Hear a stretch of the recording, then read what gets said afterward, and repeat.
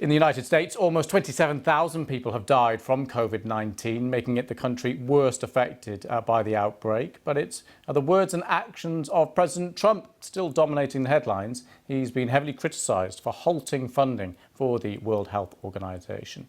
Here's how it started. Today, I'm instructing my administration to halt funding of the World Health Organization while a review is conducted to assess the World Health Organization's role in severely mismanaging and covering up the spread of the coronavirus. Everybody knows what's going on there. While world leaders, diplomats, doctors have criticised the announcement, this is what the World Health Organization itself had to say earlier. This is a time for all of us to be united in our common struggle against a common threat, a dangerous enemy. When we're divided, the virus exploits the cracks between us. We're committed to serving the world's people and to accountability for the resources with which we're entrusted. And this is the reaction from the editor of the Lancet Medical Journal.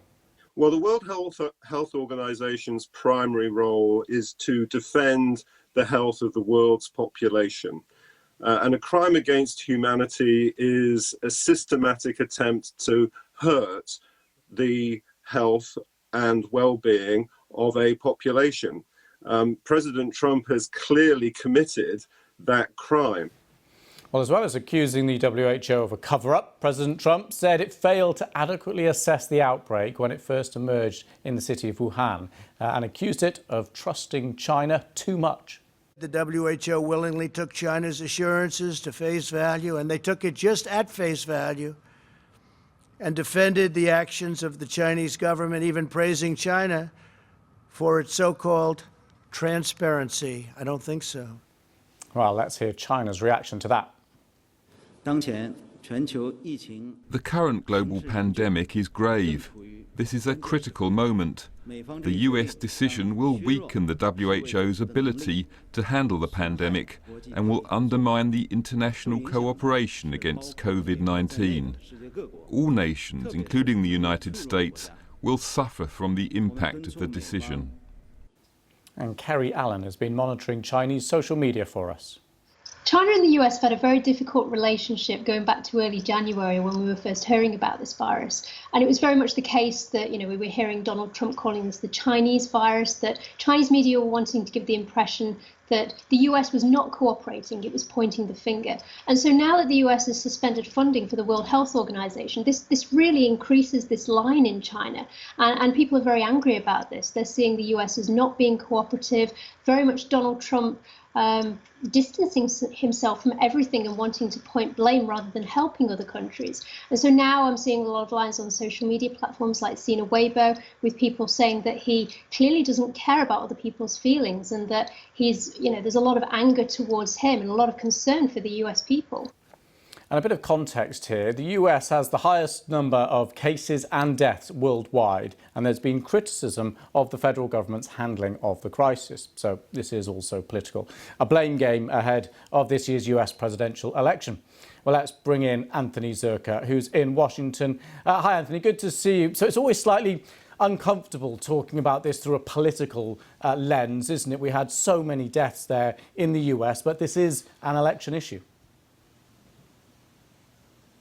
It is, and that's simply the reality here. It's politicians who are handling this crisis, and so it's by nature going to be a political debate when it comes down to it. And as you mentioned, Donald Trump has been getting a lot of criticism for his handling of the U.S. response to this virus, downplaying its severity early on, whether he did enough in February to prepare various hospitals and healthcare systems to deal with the patients. And so now you've seen him attempt to shift some of this blame, most recently to the WHO, but he's also talked about China, about governors in the states not doing enough, or Democrats in Congress not coming up with a good enough legislative solution. So that's the reality. But if you look back, Donald Trump himself at one point was praising China's response for it, saying that they were being transparent. So the same thing he's accusing the WHO of right now, he actually engaged in similar type of language earlier on this year.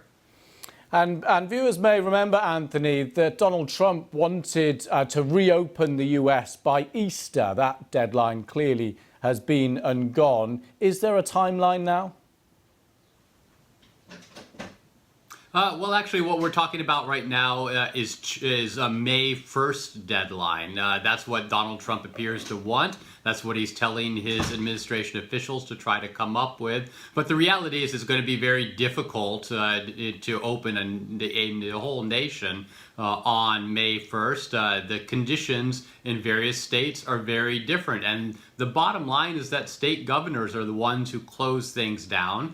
They are the ones who are going to have to decide when to open things up again. So that's why you're seeing various associations of states like California, Oregon, and Washington on the West Coast, New York, Pennsylvania, Connecticut, Massachusetts, and others on the East Coast trying to figure out the best way to do it. And they're looking at a step-by-step process where they can control the spread of the virus so they don't get some sort of a renewed peak in the spread and more deaths, more hospitalizations when they start to ease back on this restrictions. But I think all the politicians are looking at November, looking at the election, and they realize that they want the economy to try to rebound at some point soon.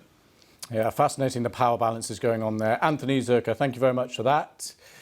Right, let's assess the substance now of Donald Trump's criticism of the WHO. How valid is it? Well, I'm going to get some help here, thankfully, from a familiar face.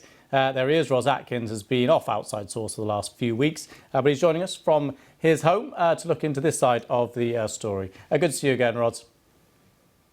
Yeah, good to see you, Lewis. Thanks very much. Yes, my family and I are going to be staying at home for a while, so it's good to be back on Outside Source, if not in the newsroom quite yet. And let's have a detailed look at the WHO and Donald Trump's criticism of it, starting with the World Health Organization itself. It's a UN agency, it's based in Geneva, and it has an annual budget of over $2.5 billion. Now that comes in part from member countries and in part from philanthropic donations. America's the largest donor. It pledges $400 million annually, though I should say it's in arrears on its contributions. The second largest contributor, well, that's the Bill and Melinda Gates Foundation. And there's now a sharp divide between these top two donors. We have Donald Trump saying US money is suspended because the WHO has worsened the outbreak with mismanagement and has covered for Chinese mistakes. And then we have Bill Gates.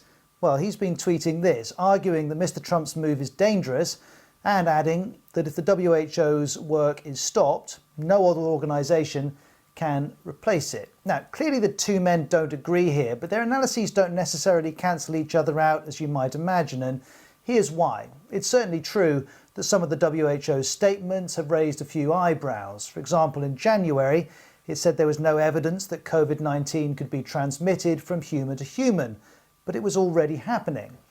Also, in late January, it declared a public health emergency but said severe travel restrictions were not necessary. Countries then introduced them all the same. It also said there was no need for all of us to wear face masks and then weeks later said it was reviewing that advice. We can also say it's true that the WHO has been effusive in its praise for China's response, and there's been no equivalent severity in its criticism of China's failure to speak publicly when it first knew of the virus, or of China's intimidation of doctors who did speak out. Now, critics say the WHO has been too soft on China for political reasons. The WHO says, look, it has to be diplomatic to get China to cooperate.